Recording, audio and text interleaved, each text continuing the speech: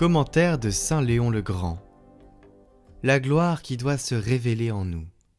Jésus prit Pierre, Jacques et Jean, son frère, et les ayant amenés sur une haute montagne, il leur manifesta l'éclat de sa gloire, car même s'ils avaient compris que la majesté de Dieu résidait en lui, ils ignoraient que son corps, qui voilait sa divinité, avait part à la puissance de Dieu.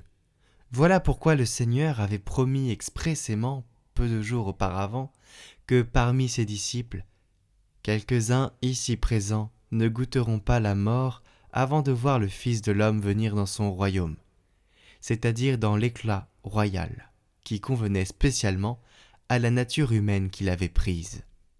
Cette transfiguration avait d'abord pour but d'enlever du cœur des disciples le scandale de la croix pour que l'humilité de la passion, volontairement subie, ne trouble pas la foi de ceux qui auraient vu la grandeur de la dignité cachée.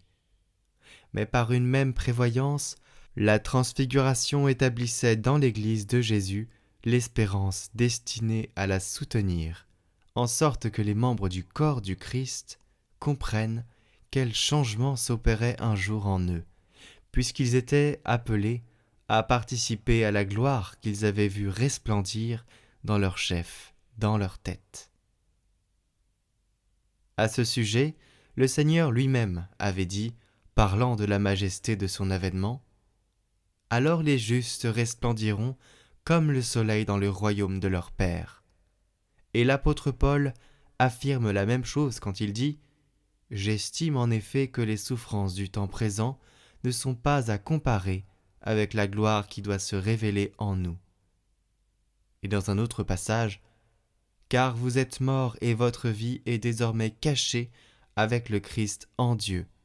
Quand le Christ sera manifesté, lui qui est votre vie, alors vous aussi, vous serez manifestés avec lui plein de gloire. »